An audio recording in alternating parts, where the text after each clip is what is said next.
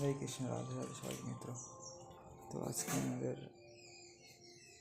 হচ্ছে 1 মার্চ, ঠিক আছে, মানে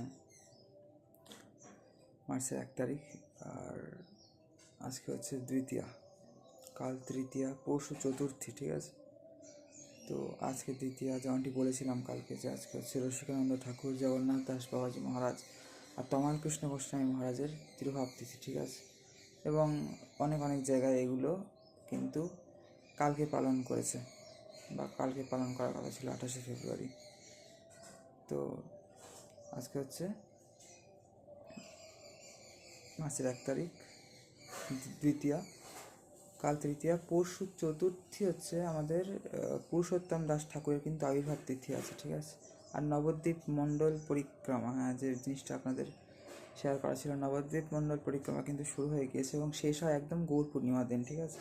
যেদিন মহাপ্রভুর জন্মদিন, মানে একদম আমাদের কলিযুগের শ্রী চৈতন্য, কলিযুগের শ্রীকৃষ্ণ চৈতন্য মহাপ্রভু বা গৌরাঙ্গ মহাপ্রভুর শুভ আবির্ভাব তিথি, ঠিক আছে।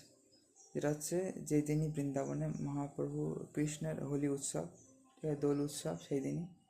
তো সেই উদ্দেশ্যে চন্দ্রোদয় পর্যন্ত, যেহেতু গৌরচন্দ্র হচ্ছে আমাদের মায়াপুর চন্দ্র বা নবদ্বীপ চন্দ্র, সেহেতু, আর কৃষ্ণ হচ্ছে বৃন্দাবন চন্দ্র, তো সেহেতু চন্দ্রোদয় পর্যন্ত উপবাস, বিশেষ করে যেহেতু চৈতন্য মহাপ্রভু চন্দ্রোদয়ের সময়, ঠিক আছে, সন্ধ্যেবেলা আবির্ভূত হয়েছিলেন, সেই জন্য ওই পর্যন্ত উপবাস করা হয়। চন্দ্রোদয় হয়ে গেলে উপবাস সমাপ্ত ওই দিন, ঠিক আছে। গৌর পূর্ণিমা বলা হয় দিনটাকে, যেটা দোল পূর্ণিমা বলে, ওটাই গৌর পূর্ণিমা, ওই পূর্ণিমার দিন। এখন নবদ্বীপ পরিক্রমা শুরু হয়ে গেছে, এই পূর্ণিমার দিন শেষ হবে। সবাই মায়াপুরে, মহাপ্রভুর জন্মস্থানের মায়াপুরে বা অন্তর্দ্বীপে জমায়েত হবে, ঠিক আছে। তো হচ্ছে বন্ধুরা কথা, সবাইকে হরে কৃষ্ণ, রাধে রাধে, নিতাই গৌর সীতানাথ প্রেমানন্দে, হরি হরি বল। জয় শ্রী পার্বতী মহাদেব, হর হর মহাদেব, নমঃ পার্বতী পতায়, হর হর মহাদেব, ওম নমঃ শিবায়। মিত্র সবাইকে জয় শ্রী রাম, জয় শ্রী সীতারাম, সীতারাম মিত্র।